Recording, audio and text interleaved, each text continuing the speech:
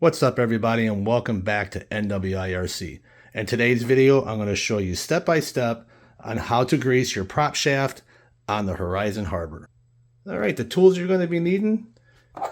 You're going to need some marine grease, but you could buy this kit here. You can get it from Horizon Hobbies or Amazon, eBay, I'm pretty sure. I think I got this on Amazon, I'm not sure. I'll link everything down below where I got the tools. You can get this in a kit with this pump. Very nice, very easy to get your shaft greased for any RC boat. And over here is the Dynamite toolkit. I believe I got this at Horizon Hobbies website when I ordered this boat. And this is also included in it. You're going to need a 1.5 millimeter drive. And that's included in this kit. So, okay. Let's go ahead and show you how this is done. The first thing you want to do, you're going to pop this cover off. Then you're going to look down inside there, and you're going to see your servo horn that connects to your servo. Well, the servo arms anyway. And you just want to lift this up a hair. Not all the way up, maybe about a good ½ inch, maybe ½ inch. And I just did that. And what that's going to allow you to do is you're going to come down here, and you're going to see your back rudder here just fall off. You know, it's going to come through because this is where that pin goes through. And here's your little plastic nipple that, oops. And there's your little plastic nipple there that connects to that hole right there. So now we have the prop exposed. So now what you're going to do, you're going to go ahead and lift your canopy off. All right. The next step you want to do is you want to look on this in the front of your shaft right here. You'll see there's an identical collar here. If you look in the back, you'll see another one where I got this pointed. You just want to take your drive, put it on there, and just loosen this screw. I'm going to do that now. You don't have to back it all the way out. Just maybe halfway out is fine. Then you're going to come back here to your prop.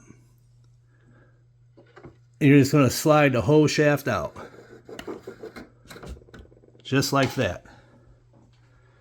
Okay, I'm going to set this down. And you can get a paper towel, microfiber cloth, whatever you'd like, and you're going to wipe that clean. So stay tuned. I'm going to get a paper towel, and I'll be right back.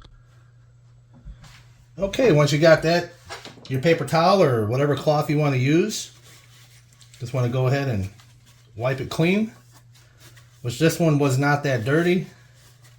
I usually do this every couple of runs. This is a stainless steel bar. I don't see it rusting, but you don't want water getting up in there, so you definitely want to keep it clean and greased. Then what I like to do is take my grease gun, and I like to squirt a little, just a little bit inside the shaft right here. Okay. Then what we're going to do is we're going to put some on the shaft. Now you can use some latex gloves or any type of gloves you may have. You don't need very much on this shaft. This is all I'm doing is about right there. You can see that little fine, that little bit that comes out. That is just so perfect for these shafts for pretty much any RC boat. Okay, then what I'm going to do is just take my finger and I'm just going to smooth it all around. Just like that. Wipe my finger off a little bit here. Now you're going to reverse it. But keep in mind, when you're putting this back into your shaft here, just line it up, push it in. Well, So now before you put it in a boat, you got to take note, you have a little step down right here. And that's where that screw came out of. That's the set screw that holds this shaft in. So when we put it inside here, you want to keep it up, slip it in. And once you get inside the boat, I'll show you here in a minute.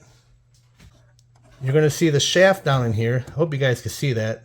But it moves around freely. Okay? And you want to line this shaft here in with that prop shaft. Okay? So it takes two hands to do this because I have to reach in here, line it up to push the shaft into this slot and get it lined up with that set screw with that notch that's in the shaft and get her tightened down. And I will return. Give me 1 second here. Okay, once you got your set screw tightened down, everything lined up, what I do is I'll push down up here on that servo horn, and I'll come down and push down, which it pushes this rod down. And I'll just take a little bit of grease, just a very little bit, and I'll put it right about like that. Okay, then after you get that greased up right there, I'm going to go ahead from the top. I'm going to pull up on that servo arm again until it just about right there is about good. You're going to go ahead and get your turn thingy back on. You're going to slip that in the hole. And you should be able to do it with one hand. If not, there we go. Just pop it in like so. And as you can see, it just missed. So I'm going to push down a little bit more in this arm. Just like that. Okay, now she's set into place. Okay, then over here, I'm just going to push down the rest of the way, just like that. And there you have it. Now you're all set and ready to go. All right, everybody, it's as easy as that. Now you're greased up and ready to roll. And if you've been here this long in this video, you are definitely my hero. Thank you for watching. Go ahead and show you what I've done, or what batteries I use, or the battery that I use. It's the Spectrum, it's a G2 Smart battery. You could get any 3-cell battery to put in here.